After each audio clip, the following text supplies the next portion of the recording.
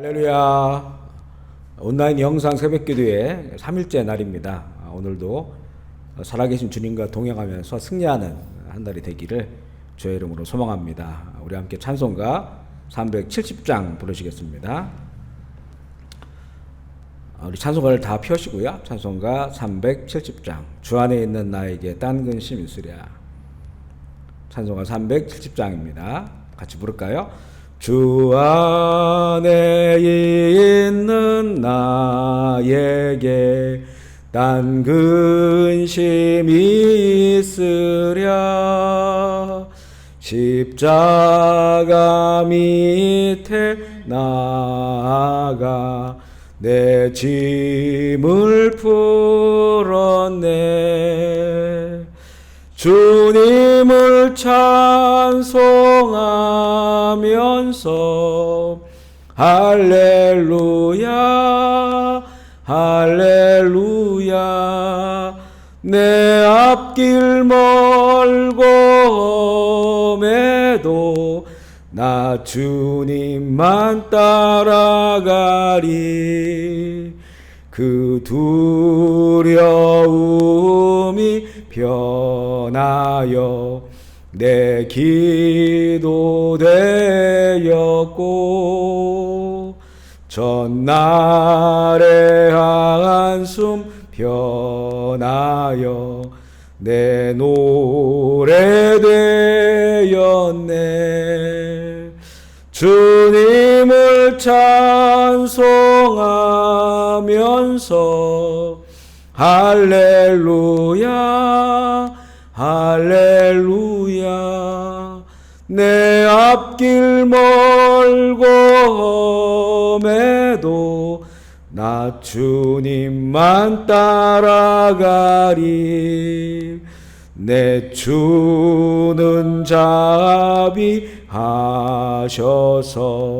늘 함께 계시고 내 궁핍함을 아시고 늘 채워주시네.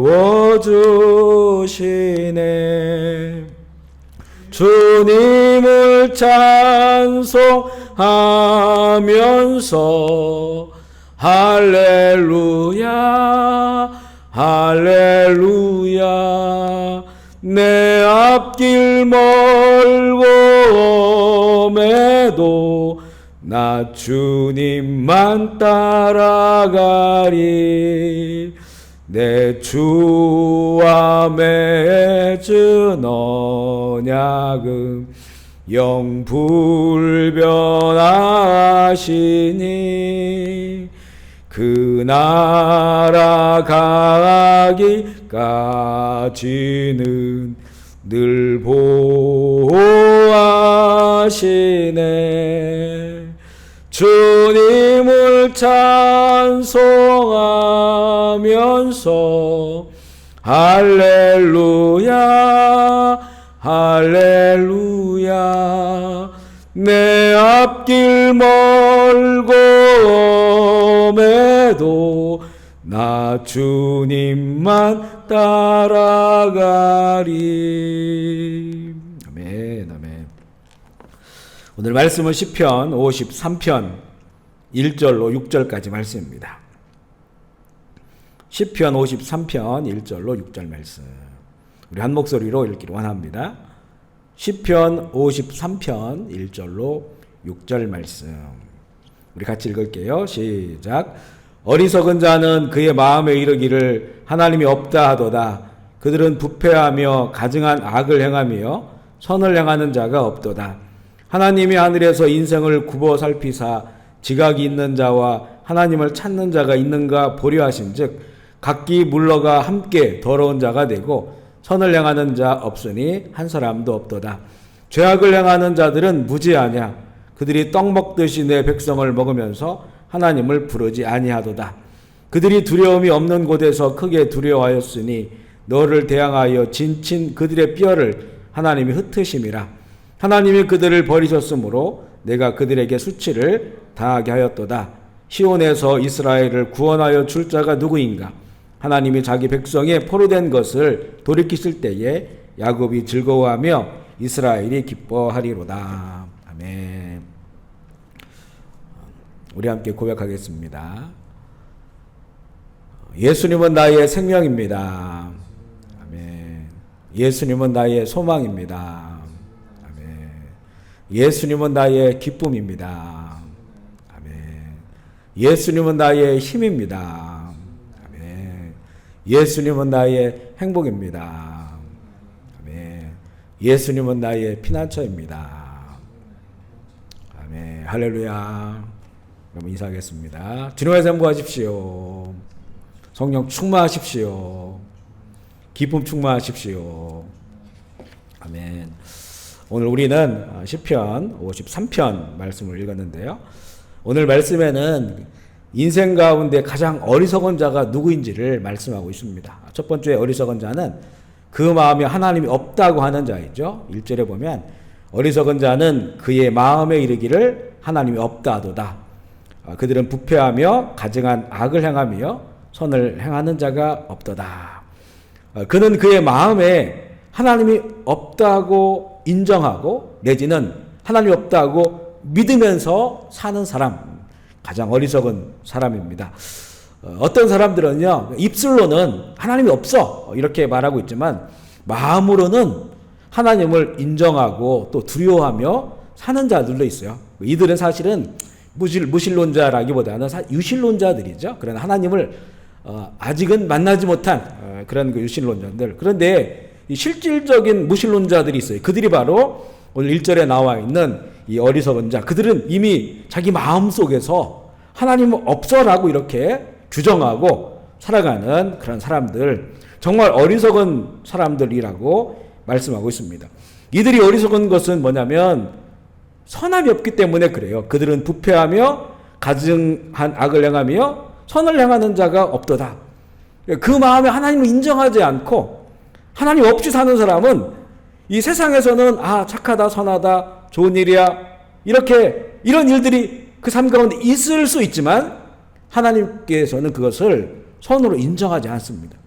하나님을 없는 자, 하나님 믿지 않는 자, 그들의 모든 행위들은 그 자체가 바로 하나님을 떠난 것이기 때문에 그곳에 선한 것이 하나도 없어요. 부패하고 가증한 악을 행한 것이다. 그러니까 자신의 모든 인생을 다 살고 나서 그 인생이 판정받아야 되는데 그때에 너는 아무런 선한 것이 없더라고 판정을 받는다면 얼마나 어리석은 인생을 살았냐. 바로 그런 말씀이죠.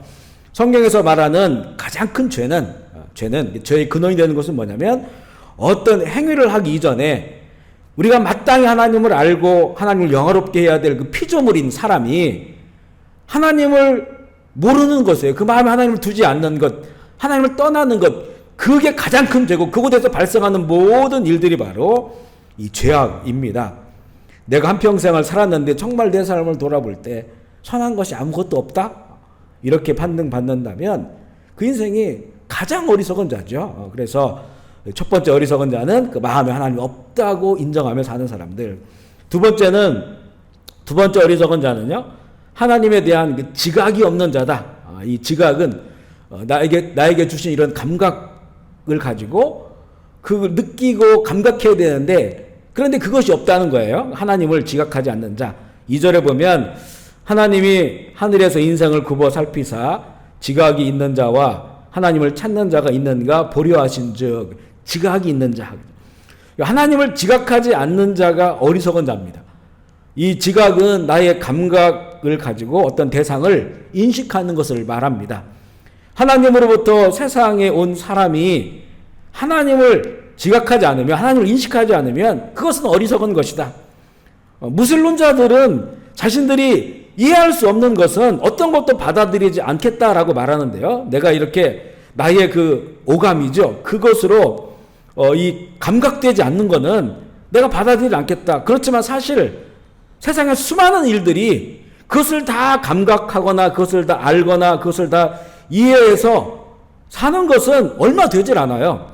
이렇게 이 손가락이 움직이는 이 모든 과정을 우리가 다 알고 있나요? 이걸 다 우리가 인식하고 있습니까? 그렇지 않다는 거예요. 이걸 모르지만 이 과정도 모르고 이것이 어떻게 움직이는지 우리가 인식하지 못하지만 그러나 손은 움직이고 있는 거죠. 이것처럼 우리가 많은 일에 우리 감각하지 못하고 인식하지 못하지만 받아들이고 살아가는 그런 많은 일들이 있습니다. 그럼에도 불구하고 그들이 하나님을 알려고 하지 않는 거죠. 하나님을 인식하려고 하지 않는 자, 바로 그런 자들이 이 어리석은 자들이다. 그러니까 사실 우리가 이 하나님을 인식하는 거는요, 우리의 그 감각으로 하나님을 느끼는 것은 이것이 뭐가 만져보고 내지는 또 이해가 돼서 그렇게 하는 것이 아니고 먼저 우리가 믿을 때, 계시된 하나님의 말씀을 우리가 믿을 때 성령께서 나의 모든 감각 기능을 통해서 알게 하셔요. 그래서 이 속에도 있고 또 우리가 만질 수도 있고 내가 느낄 수도 있고, 그러니까 사실은 내가 지금 살아있다라고 하는 것보다 내 안에 주님이 살아계시다고 하는 그 감각이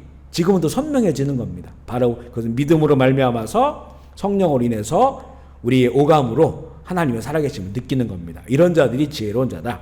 세 번째 어리석은 자는요, 하나님을 찾지 않는 자입니다. 2절 다시 읽어볼게요. 하나님이 하늘에서 인생을 굽어 살피사 지각이 있는 자와 하나님을 찾는 자가 있는가 보려 하신 즉, 왜 보려 하냐면 그 삶이 올바른 삶이고 지혜로운 삶이기 때문에 그렇습니다. 그래서 하나님을 찾는 자가 있는가 보려 하시는 거예요.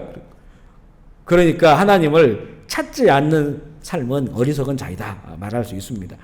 하나님은 우리 사람이 하나님을 찾게끔 만들어 놓으셨어요. 우리가 하나님을 찾을 때 만나 주신다고 하는 그 약속이 성경에 너무나 많이 있습니다.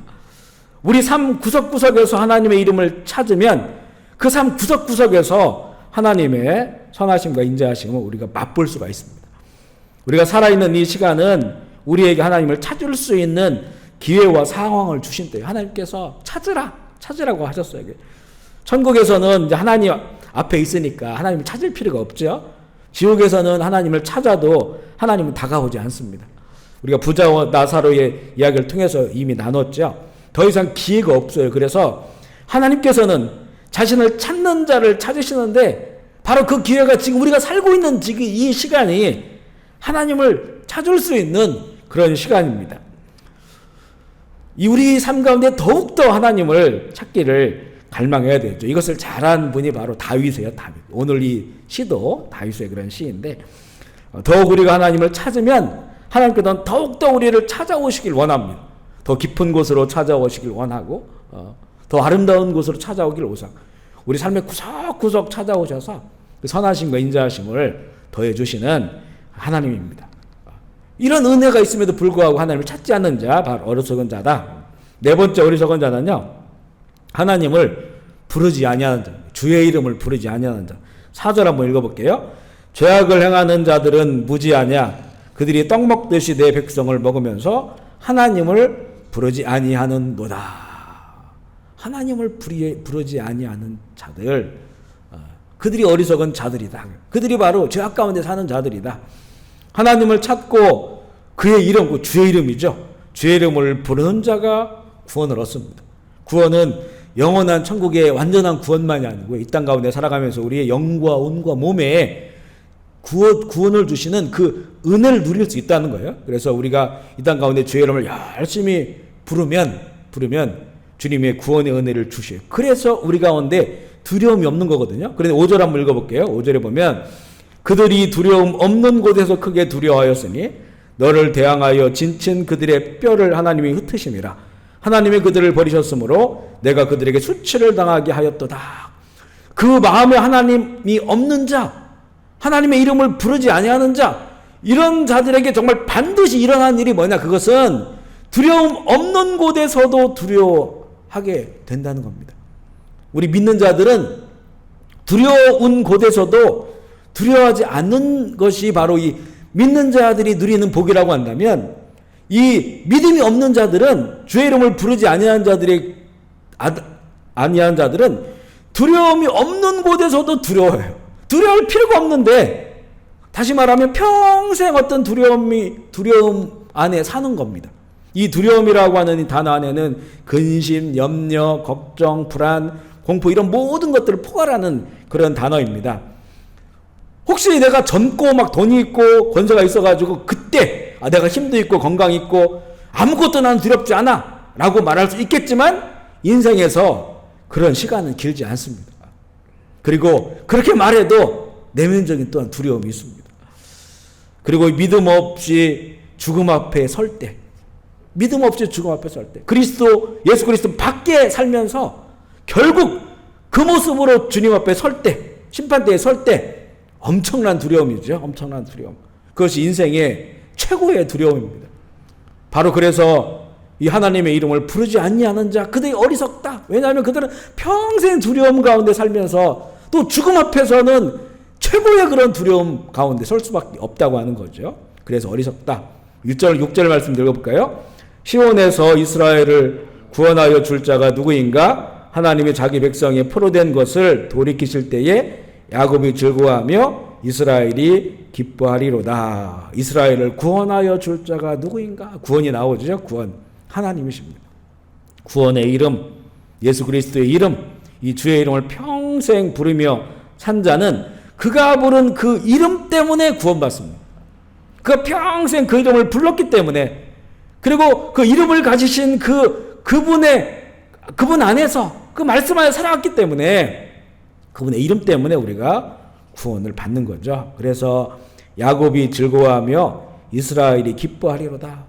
구원받을 그때가 가장 인생의 최고의 기쁜 순간이 돼요. 이 영원한 구원으로 갈 때. 그러니까 믿음이 없는 자들, 죄를 모르는 자들은 그때가 가장 두려움이 일어날 때거든요. 그런데 우리는 오히려 반대로 그때가 영원한 천국으로 평생 주의 이름 부르며 살다가 이제 그 주님 앞에 서게 될 그때 영원한 완전한 구원으로 가는 그 죽음의 순간이 두려움이 아니라 가장 기쁨의 순간, 가장 감사한 순간이 된다는 거죠. 그래서 주의 이름을 부르는 자들이 지혜롭고 부르지 않는 자들은 참으로 어리석은 자들이다.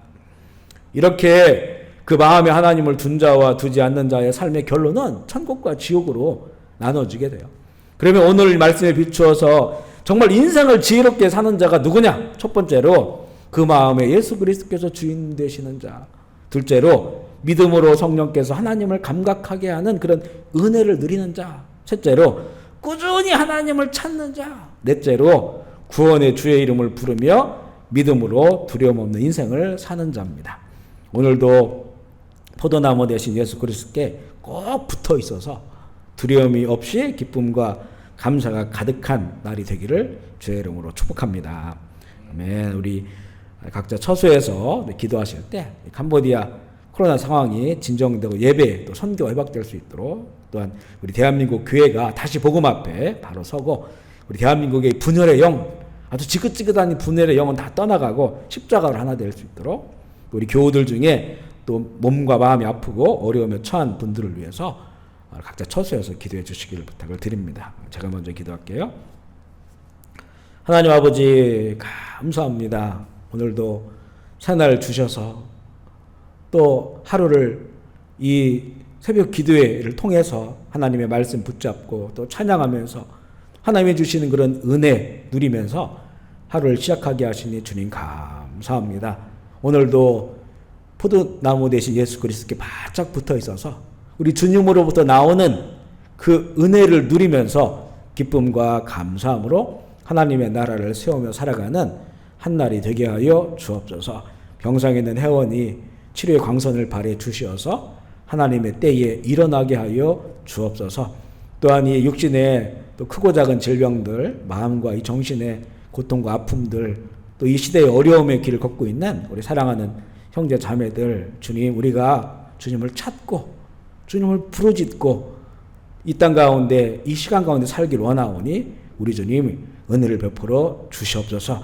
찾는 자마다 정말 선하신 인자하심으로 만나 주시고 부르는 자마다 영광과 몸에 구원의 은혜를 날마다 더하게 하여 주시옵소서. 모든 영광과 존귀를 주 앞에 올려드리며 다시 오실 우리 구주 예수 그리스도의 이름으로 기도합니다. 아멘. 우리 자유롭게 기도하시겠습니다.